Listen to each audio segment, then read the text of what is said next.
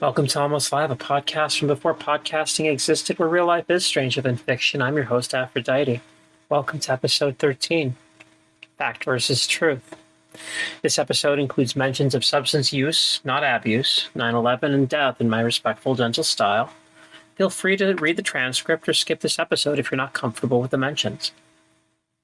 I tend to say a few specific words that to most people don't feel like they're really necessary. I'll go over 3 examples of this in this episode and some of the reasons I am trying to be more precise with language. Or perhaps it's better to say, I am attempting to be more precise with language. I'm about to say a factual statement that is not true.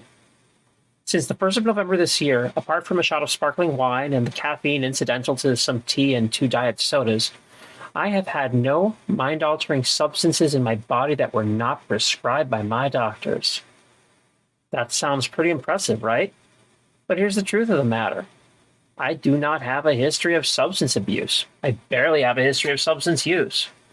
Starting with alcohol, I've had a firm rule starting from my teenage years to not consume more than 3 drinks in a night. I've only broken that rule maybe 5 times and regretted 3 of those times. After cancer, though, my alcohol tolerance is through the floor. That shot of wine was more than enough for me to get tipsy. And that's not a state I'm comfortable being in. I don't really use caffeine except to help me sleep. As an aside, if you find energy drinks or other hypercaffeinated beverages relax you or knock you out, I suggest talking to a doctor about ADHD, since this paradoxical reaction is potentially a sign of that condition. Though, of course, I need to mention I am not a doctor, just a hacker.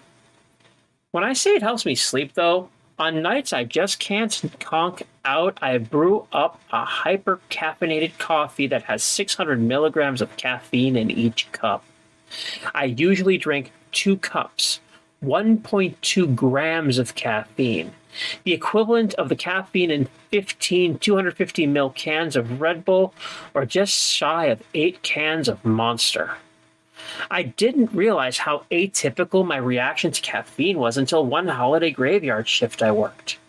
A coworker bragged about his coffee consumption, and I offered some of this brand of hypercaffeinated coffee. I told this coworker it knocks me out. He thought I was joking. I brewed 2 cups, 1 for each of us, and I was nicely mellow until my shift ended at sunrise. On the other hand, he was shaking and jittering so hard, he told me that if he didn't trust me and hadn't seen for himself that it was just coffee, he would think I had dosed him. On that same vein, I don't use hard drugs, period. I'm even wary of using the prescribed opioids for pain relief, though if it's necessary, I do use them. Fact is, I don't use substances, but the truth is, I don't have a problem with using them. That truth sometimes is harder to suss out than one thinks, and our use of language sometimes makes that distinction fuzzy for a reason. Another example is the use of souls to describe persons who die. I noticed this linguistic shift most noticeably after 2001. I've seen countless references to the 3,000 souls lost who were killed on 9/11 in New York, in D.C., in that field in Pennsylvania. I personally find this framing offensive. Not everyone has the same concept of a quote-unquote soul. Apart from my personal beliefs, this is my understanding of several religious traditions which may be in error.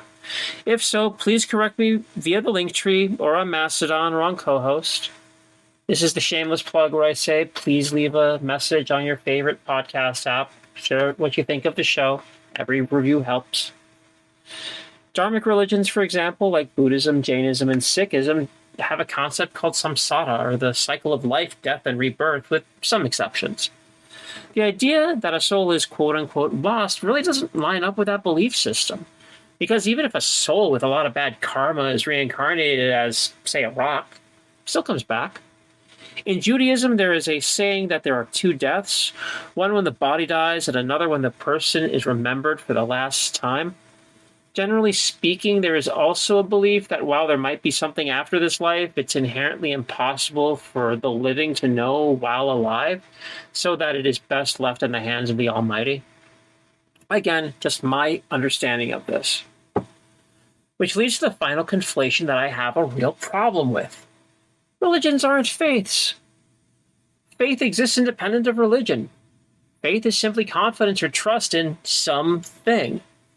Religion is often built upon faith in something, most often a supernatural thing, but with extra baggage like rituals, beliefs, in-group knowledge, festivals, and practices. I am an actively non-religious person.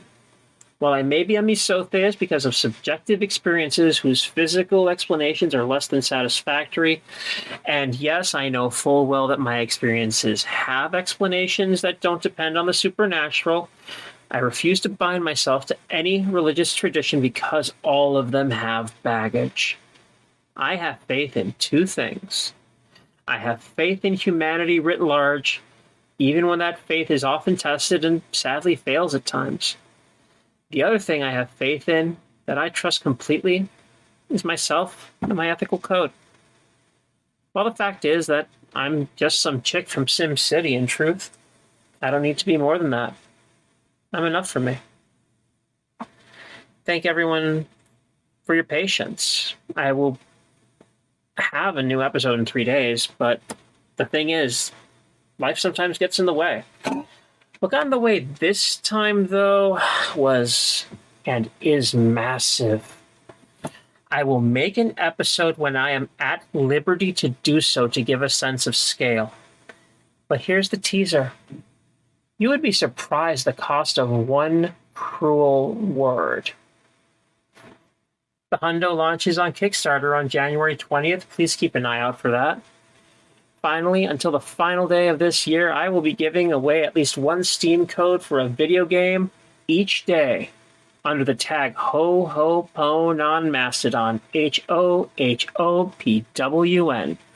Rules online, no purchase or follow necessary to win. Can't wait to see who plays the game. Thank you very much for listening. I hope you have a fantastic rest of your day.